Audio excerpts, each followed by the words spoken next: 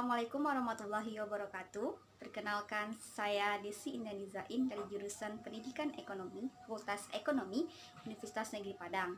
Nah, pada video kali ini kita akan membahas mengenai pengelolaan kelas.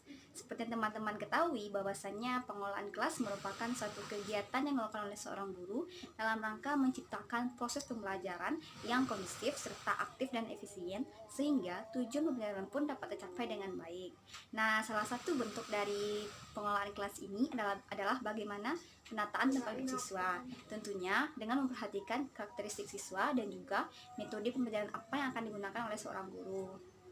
Nah, dengan penataan tempat duduk yang nyaman, tentu akan membuat siswa ikut aktif dan juga nyaman dalam proses pembelajaran ya.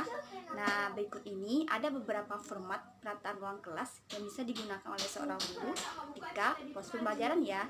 Yuk simak video berikutnya. Pertama, formasi huruf U. Formasi huruf U dapat digunakan untuk berbagai macam tujuan. Salah satunya adalah dalam dalam proses pembelajaran, yang mana keuntungan dari penggunaan formasi huruf U ini yaitu siswa dapat dengan mudah menangkap langsung media ataupun bagaimana cara guru dalam menyampaikan materi karena tidak terhalang oleh apapun. Nah, kemudian namun kekurangannya adalah formasi huruf U ini membutuhkan banyak siswa. Kedua, formasi corak tim. Formasi corak tim memungkinkan guru untuk dapat melakukan interaksi dengan berbagai kelompok yang ada di dalam kelas.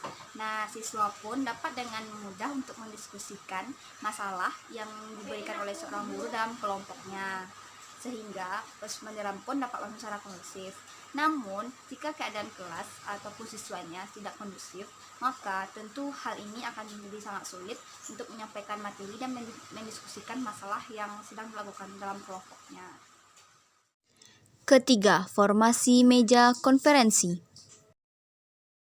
Formasi meja konferensi ini dapat digunakan oleh seorang guru yang mana nantinya masalah yang diberikan dapat diskusikan secara bersama. Namun tentunya kekurangan dari formasi meja konferensi ini adalah dia menghilangkan peran siswa. Jadi di sini hanya guru yang terlalu menonjol untuk mendiskusikan masalah yang akan didiskusikan secara bersama. Keempat, formasi lingkaran. Yang mana formasi lingkaran ini digunakan oleh seorang guru yang nantinya siswa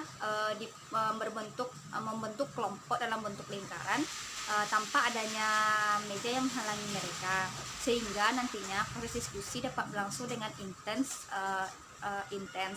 Nah, namun tentunya dalam penggunaan formasi lingkaran ini kebanyakan siswa meribut dan tidak kondusif dalam melaksanakan diskusi. Kelima, formasi kelompok untuk kelompok. Kelompok untuk kelompok digunakan dalam proses pembelajaran ketika guru akan mengadakan debate antara kelompok pro dan kelompok kontra. Nah, tentunya formasi ini harus kondusif sehingga materi ataupun topik yang akan dibicarakan dapat tersampai dengan baik. Keenam, formasi workstation. Formasi workstation ini digunakan ketika pada saat proses di laboratorium, di mana nantinya siswa akan berdiskusi dengan partner di meja yang sama. Ketujuh, formasi breakout groupings. Yang mana meletakkan meja-meja dan kursi antar kelompok dengan jarak-jarak yang berjauhan. Nah, tentunya formasi ini memerlukan kelas ataupun ruangan yang besar, sehingga tidak jauh dari kalau kelas yang kecil tentu nantinya akan sulit untuk mengaturnya. Kedelapan, formasi susunan chevron. Formasi chevron, di mana formasi chevron ini digunakan untuk menghindari jarak antar guru maupun antar siswa dengan siswa, sehingga nantinya pandangan terhadap kondisi belajar di kelas dapat lebih nyaman dilihat oleh mata. Kesembilan, formasi kelas tradisional.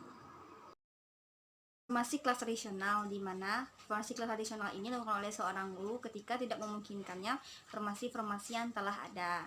Nah, alangkah baiknya formasi kelas tradisional ini diberikan kepada siswa dengan menempatkan siswa secara berpasangan, sehingga dalam melakukan diskusi, siswa mudah dalam berdiskusi dengan teman serekan kerjanya. Nah, tentunya guru dapat lebih mudah mengawasi siswa dari depan.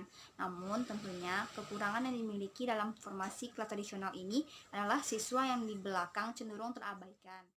Ke-10. Formasi auditorium. Formasi auditorium, yang mana formasi auditorium ini merupakan salah satu bentuk transformasi dari menghilangkan kejenuhan dalam bentuk kelas tradisional.